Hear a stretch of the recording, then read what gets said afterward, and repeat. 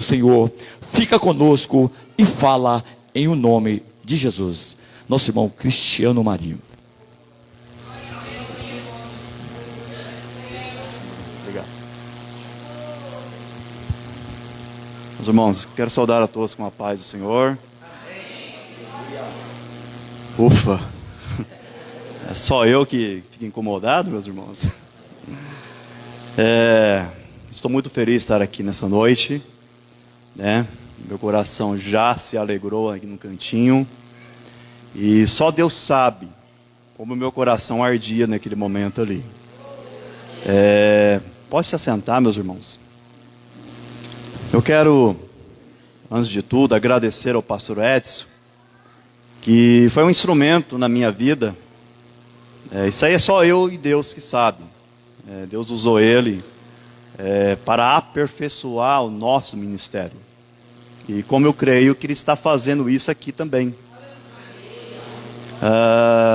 Então, assim, desde que eu adentrei, é a primeira vez que eu estou vindo, e eu achei um trabalho lindo, tremendo, e o principal, que o Espírito de Deus está aqui presente.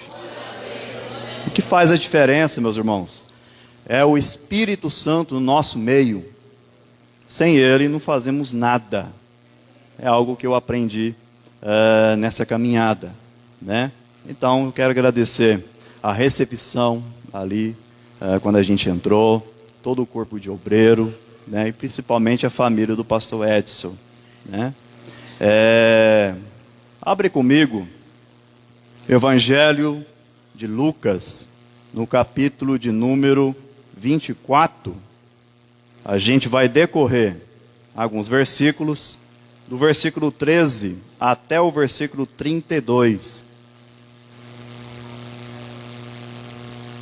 A minha oração nessa noite, meus irmãos, é que o Espírito de Deus fale através de mim por meio de sua palavra. Lucas capítulo 24, do versículo 13 até o 32. Quem achou, diga amém. Amém. No versículo 13. Eis que, no mesmo dia, iam dois deles para a aldeia que distava de Jerusalém 60 estágios, cujo nome era Emaús. Ia falando entre si de tudo aquilo que havia sucedido. E aconteceu que, indo eles falando entre si e fazendo perguntas um ao outro, o mesmo Jesus se aproximou e ia com eles. Mas os olhos deles estavam como fechados, para que não lhe conhecessem. E ele lhe disse: que palavras são as que, caminhando, trocai entre vós? E por que estáis tristes? E respondeu, cujo nome era Cleopas, disse-lhe: és tu peregrino em Jerusalém? E não sabe as coisas que nela têm sucedido nesses dias? E ele lhes perguntou: quais? E lhe disseram: as que dizem a respeito a Jesus, o Nazareno, que foi varão, profeta, poderoso em obras e palavras diante de Deus e de todo o povo. E como os principais sacerdotes e os nossos príncipes o entregaram à condenação de morte e crucificaram. E nós esperávamos que fosse ele que remisse Israel. Mas agora, sobre tudo isso, é já hoje o terceiro dia desde que essas coisas aconteceram. É verdade que também algumas mulheres dentre nós nos maravilharam, os quais de madrugada foram ao sepulcro e não achando o seu corpo, voltaram dizendo que também tinha visto uma visão de anjos que dizem que ele vive. E alguns que estavam conosco foram ao sepulcro, acharam ser assim como as mulheres haviam dito, porém ele não ouviram. E ele lhe disse: nécios e tardos de coração, para que em tudo que os profetas disseram, porventura não convinha que Cristo padecesse essas coisas e entrasse em sua glória? E começando por Moisés e todos os profetas, explicaram-lhe que dele se acharam em todas as escrituras.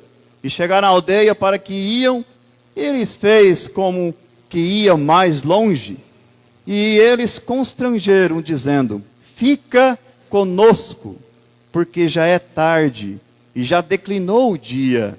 E entrou para ficar com eles. E aconteceu que, entrando com eles à mesa, tomando o pão, abençoou, e partiu, e os deu. Abriram-se os seus olhos, e conheceram, e ele desapareceu-lhes. E disseram um ao outro: porventura não ardia em nós o nosso coração, quando pelo caminho nos falava, e quando nos abria as Escrituras? Graças a Deus. Estava meditando desse texto, e o Espírito Santo me mostrou algo que eu quero compartilhar com os irmãos nesta noite. Desde o início do culto, já pude entender, o que Deus ele já vem falando. Uma coisa que eu gosto muito, meus irmãos, é quando os louvores entoados, a sua temática é inclinado para a volta do Senhor.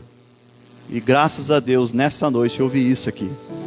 Infelizmente, há lugares aí que essa temática ela não é mais explanada, nem nos sermões e nem mesmo nos louvores durante a liturgia. Uma coisa é certa: a volta do Senhor, a sua parousia. O Senhor, ele vai voltar. O cristão, isso ele tem que ter na sua mente, a volta do Senhor. Porque a Bíblia, ela nos ensina isso. Só no Novo Testamento, sobre a volta do Senhor, há mais de 300 referências.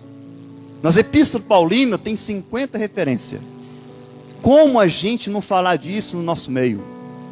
Fiquei muito feliz quando esse tema, esse assunto, foi entoado nos louvores aqui.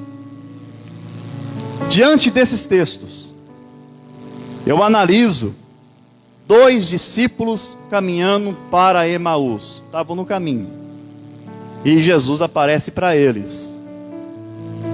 O que me chama a atenção, que não eram homens desconhecidos. Não eram homens descrentes. Eram discípulos. Como eu e você. Eram discípulos do Senhor. Conheciam o Senhor. Andaram com o Senhor. Tiveram ensinamentos aos pés do Senhor. Como eu e você. Não tem diferença. Mas a situação que esses homens estavam passando também não tem diferença que eu e você passamos nos nossos dias. Mas eu volto um pouquinho para trás. Analiso o ministério de Jesus quando ele começou em Jerusalém, na Judéia. Fez grandes maravilhas entre o seu povo, a sua nação. O povo reconheceram? O rejeitaram. Como está lá em João 1:11. O seu povo o rejeitaram. O que eu aprendo com isso, que não fica triste se você está recebendo alguma rejeição. Dentro da sua casa, no teu serviço, aonde for, na sua vida. Isso não é sinal de uma falta de evidência de Deus na sua vida. Ao contrário. Eu aprendo com a epístola de Pedro que um dos sinais de avivamento é a perseguição que o crente tem na sua vida. Quando se há uma perseguição na sua vida, há evidência de um avivamento sobre você. Eu lamento de ver alguns crentes tristes pela perseguição que estão passando. E Pedro lhe fala: alegrai-vos pela vossa perseguição. Eu não sei o que se passa na sua vida. Eu não estava nem entrando nisso. O Espírito Santo está me conduzindo. Eu não sei o que se passa, mas isso é sinal de um avivamento sobre a sua casa, sobre a sua família e principalmente sobre o teu ministério. Jesus, ele foi rejeitado. O nosso Senhor, incorruptível, não havia corrupção, homem perfeito, sem máculas. E sobre ele tinha perseguição. Usaram pessoas com índoles, pessoas que tinham boa fama, para acusá-lo e difamá-lo. Imagina eu e você.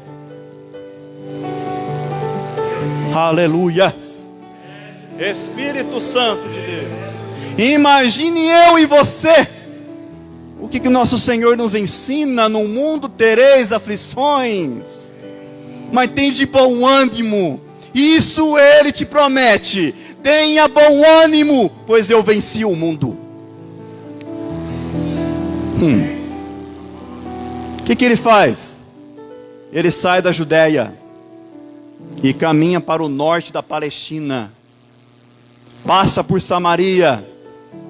E o que olhamos? Ele encontra com a mulher samaritana. E aplica a regeneração na sua vida. Uma mulher cheia de defeitos, cheia de complicações, cheio de alguns problemas. E o Senhor o regenera, transforma a sua vida. Se manifesta a ela: eu sou o Cristo que falo contigo. Era impossível um judeu conversar com uma mulher, imagina, samaritana, que teve vários maridos. Hein? É impossível. O Senhor se aproximou dela. Nem os discípulos se aproximaram. E o Senhor se aproximou. O Senhor Jesus não olha para o teu defeito. O Senhor Jesus, Ele não olha para essa deficiência tua. O que Ele contempla na tua vida está no interior. É o que está dentro de você. Se há ainda algo uma força dentro de você que ainda quer mudança, quer adorar-o, e Ele ainda vai transformar a sua vida. E Ele caminha, vai para Galiléia. Ali Ele cura até a sogra de Pedro, faz maravilhas entre o povo.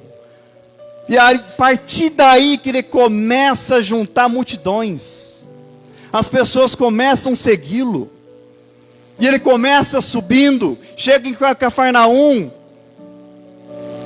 liberta o demoniado gadareno, faz grandes obras ali, e o seu ministério começa a descer novamente. Passa por Galiléia, Samaria, até chegar em Jerusalém.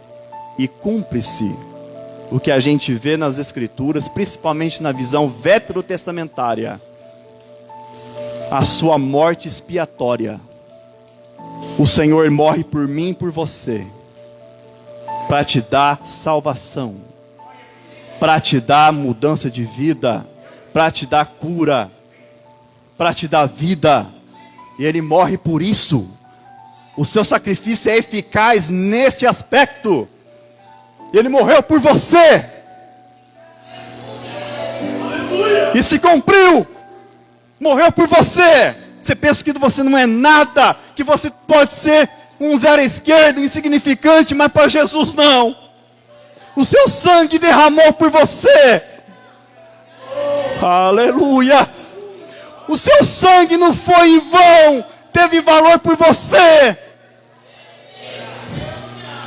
Foi eficaz nesse sentido. Nada pode frustrá-lo. Aleluia. E Ele morreu. Só que em vez de causar alegria, causou algo oposto a isso: medo.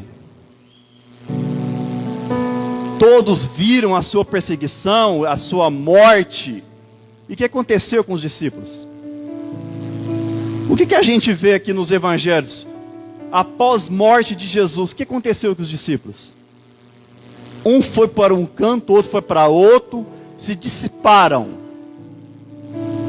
Medo. O medo, ele vai trazer algumas consequências. Primeiro, desânimo. Segundo, isolamento. E terceiro, decepção. O medo, ele causa isso. Quando você está com medo sobre uma situação, a consequência vai ser isso.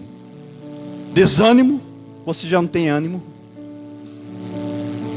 Vou fazer o que lá na igreja? Para quê? O que eu vou fazer lá? Não tem ânimo, não consigo sair de casa, não consigo sair desse sofá. O que eu vou fazer? Já não tem ânimo. O que eu vou fazer na escola dominical, no culto de ensino? Eu não consigo abrir a Bíblia em casa para estudar, para meditar, para ver o que Deus tem para a minha vida. Para quê? Eu não tenho ânimo. As situações, as circunstâncias estão me causando medo. E isso estava acontecendo com os discípulos. Toda aquela esperança que eles viram, Jesus ele curando, suas obras, na mente, na ótica deles, acabou. Acabou. Aquela esperança acabou. Tudo que ele falou, acabou. Ele morreu. Acabou. Tudo aquilo que ele falou, que ia ser ressuscitado no terceiro dia, eles esqueceram disso. Entraram no medo de desânimo, isolamento e também decepção. Ficaram decepcionados com tudo que aconteceu. E eu vejo aqui 2 discípulos dessa forma. 2 discípulos se encontram nessa forma. E no versículo 13, eles começam a se questionar um ao outro. Em outras traduções, fala que estão discutindo. Não é um diálogo, uma conversa sadia. Discutindo. O crente, quando está nesse estado, ele entra em desespero. E ele começa, aonde que ele está, vai causar intriga. O desespero que ele se encontra. Ele não tem mais paz. Os 2 discípulos estavam discutindo. Isso não acontece no nosso meio? Isso não acontece na nossa família? Intrigas, discussões. Esquecemos por que o Senhor morreu por nós. Esquecemos quem somos nós. Por que estamos aqui? E esses discípulos se encontraram dessa forma. Caminhando, discutindo, tristes, isolados e também decepcionados. Por que eles estavam indo para Emaús? A maioria, grande parte dos discípulos estavam em Jerusalém. Por que para Emaús? A distância de Emaús a Jerusalém são 60 estágios. Em média, é como se fosse a distância entre Restinga e Franca. Restinga e Jerusalém. Eles estão saindo de Restinga e indo para Franca, fugindo. Esquecendo de tudo. Isolados. Tristes. Largando tudo. Retrocedendo. Só que a situação do crente, ela não fica assim. Se tem alguém desse jeito aqui, ou querendo fazer isso, eis que eu te digo, que o Senhor ele vai entrar em contato, um encontro contigo nesta noite. Como ele teve um encontro com esses 2 discípulos. Estavam saindo. E o Senhor foi atrás deles. Saindo de Jerusalém. Quem foi atrás deles? Quem foi atrás? Hoje o Senhor está indo atrás de você. Você tem tentado fugir, você tem tentado se esconder, mas hoje Ele te encontrou. Não fuja. Não adianta fugir. Eu vejo grandes homens na Bíblia que tentaram fugir e não conseguiram. Talvez na concepção deles estavam conseguindo fugir, mas não foge. Não tenta fugir. O Senhor foi atrás deles. O interessante é que ele vai atrás e fica nisso? Não, tem diálogo, tem conversa. Ele começa a tratar esses discípulos. Do versículo 13 até o versículo 16, eu vejo que os discípulos, eles não reconheceram o Senhor Jesus. Eles não conseguiram reconhecer. O medo sobre eles. Obrigado, pastor. A consequência, cegueira.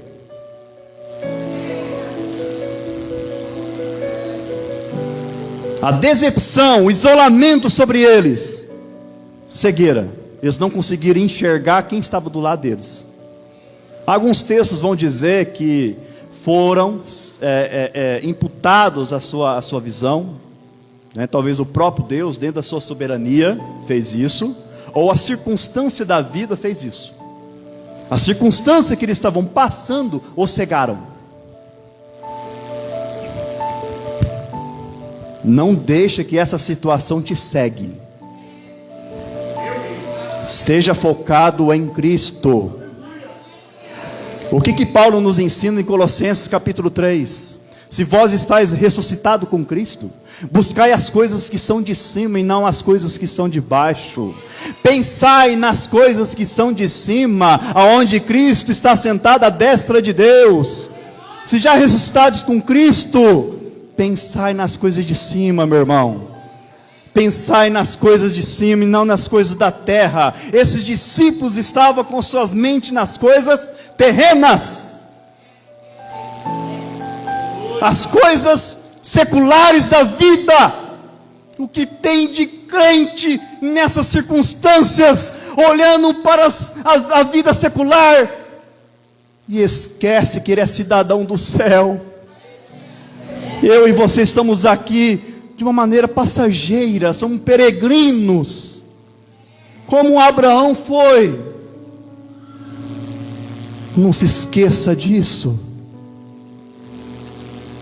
Do versículo 17 e 18, a gente vai ver que eles também não reconheceram a voz do Senhor. O Senhor falou e eles não conseguiram reconhecer. O crente afastado de Deus, ele também tem a mesma circunstância. Não adianta você ir lá na casa dele, vamos para a igreja, irmão. Vamos fazer isso, vamos fazer aquilo, vamos evangelizar, vamos estudar a palavra, se ele não reconhece nem a voz do Senhor. Imagina a minha voz e a tua. Ele tem que ter um encontro com o Senhor, não é comigo e com você. O encontro dele é com o Senhor. Não adiantava Pedro vir aqui, João, Tiago, não adiantava.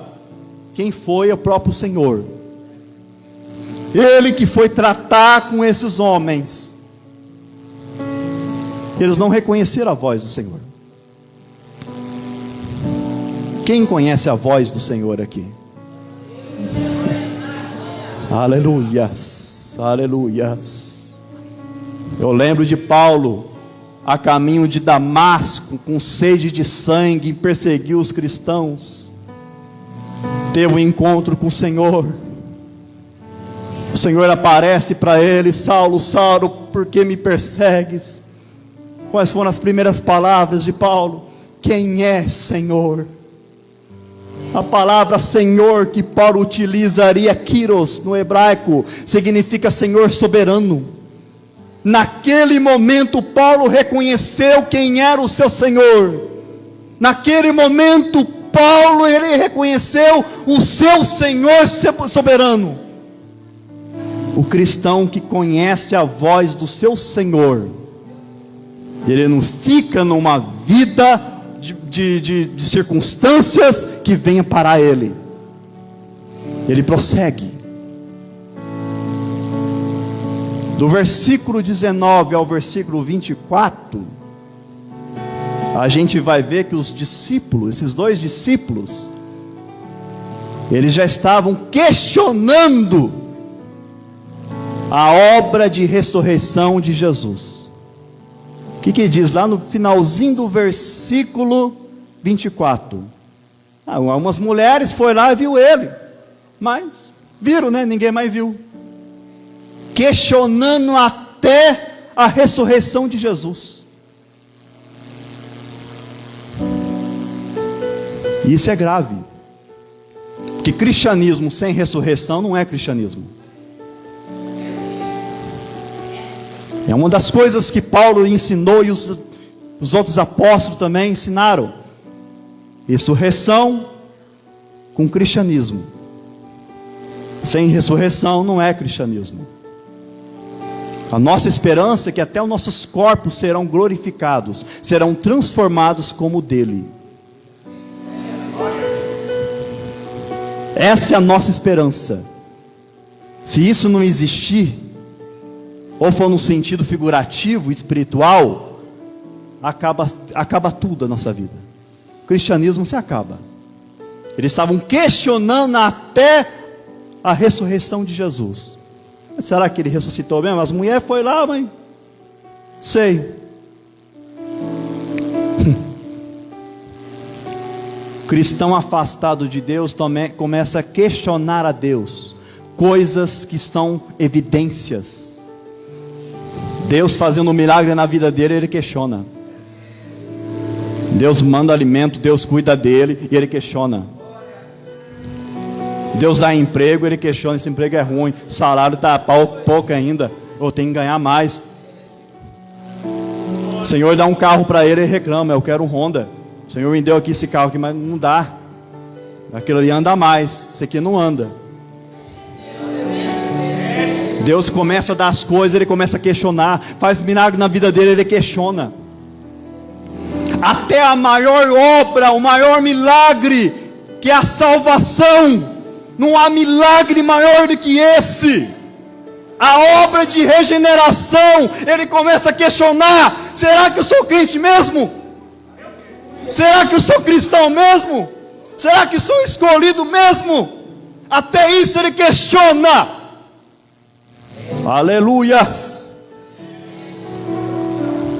Ei, o mesmo poder que Deus utilizou para criar o mundo, o mesmo poder que Deus ressuscitou mortos no Antigo Testamento, no Novo Testamento, o mesmo poder que Deus fez para ressuscitar Jesus, ele aplica esse poder na obra de regeneração na sua vida. O que Paulo fala em Efésios capítulo 2? Ele vos vivificou, estando vós ainda mortos em vossos delitos e pecados. Você estava morto, estava longe de Deus, e Ele se aproximou de você e vos vivificou, dando-lhe vida. Não tem obra, não tem milagre maior do que esse sobre a minha vida, a sua vida. Então dá glória a Deus, pois essa obra foi aplicada sobre você. Aleluias. Espírito Santo de Deus. Tem pessoas questionando até isso. Será que eu sou salvo mesmo? Será que eu sou escolhido mesmo?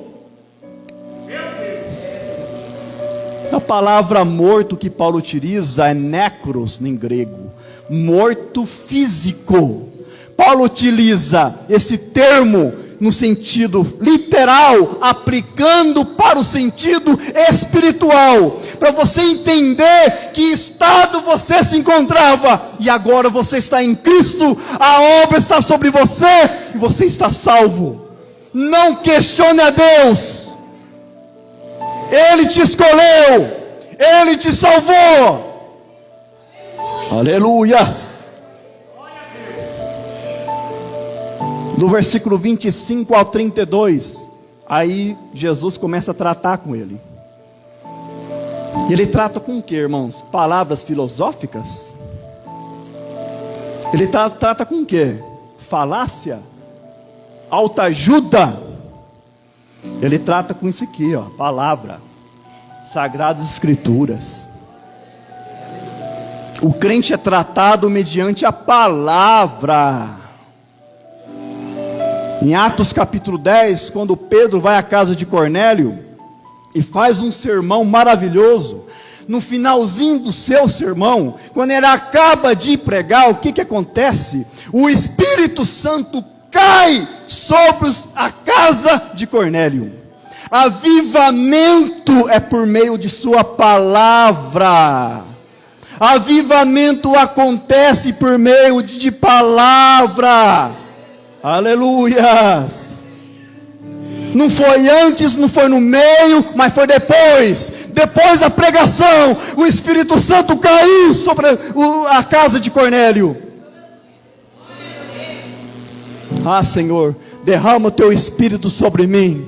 Mas estudar a palavra eu não quero não. Não é comigo. Palavra é para lá. Eu não gosto.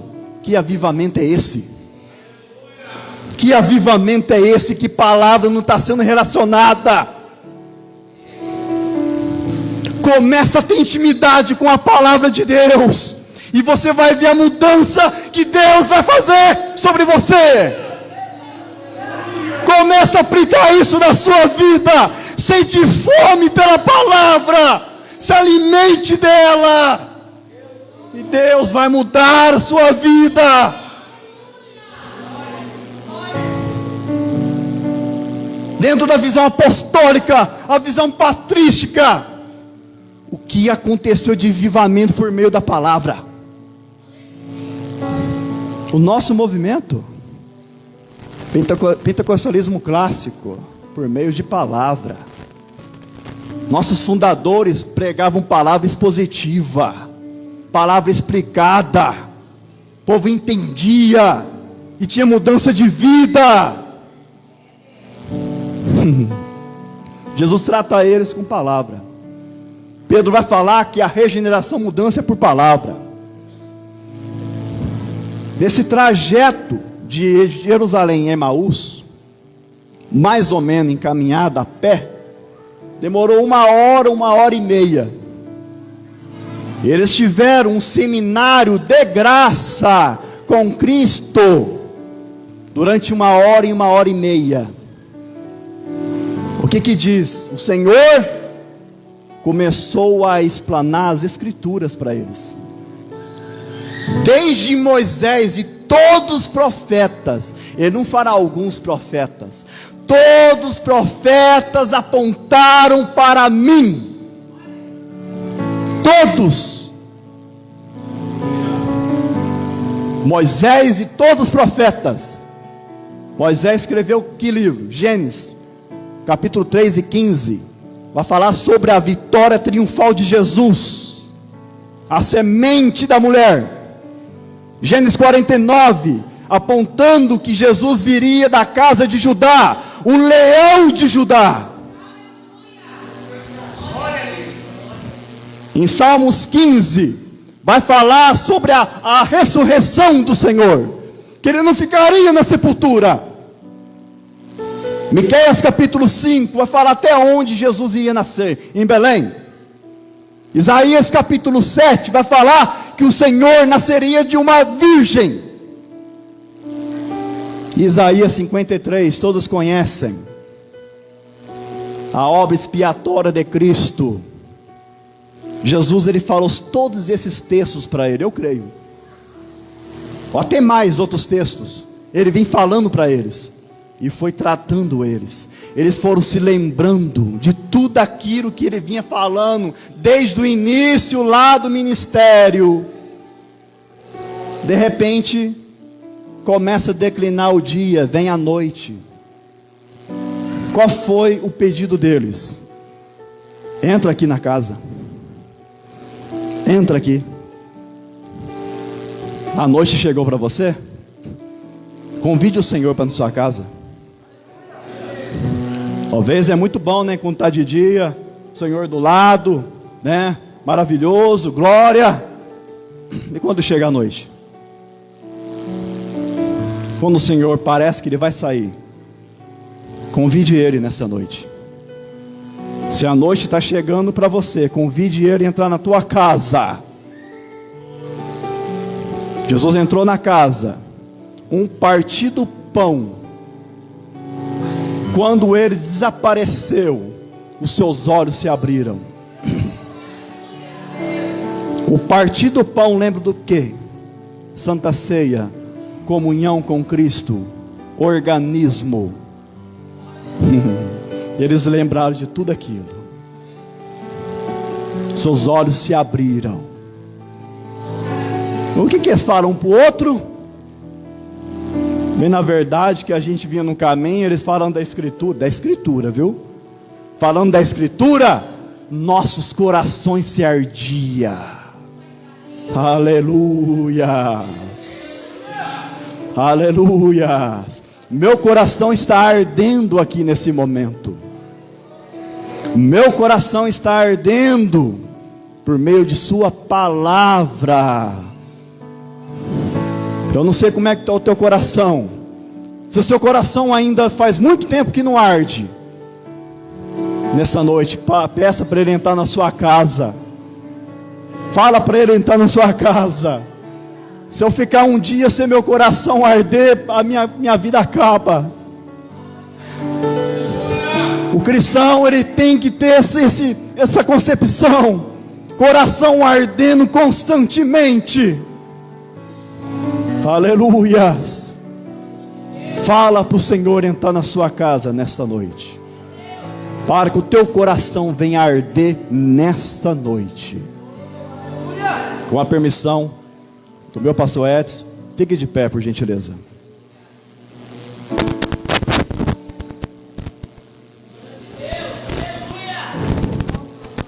Não quero forçar ninguém. Faço só um pedido. Aqueles que realmente querem a experiência que esses dois discípulos tiveram, aqueles que já têm, glória a Deus. Ajuda o teu irmão do lado aí.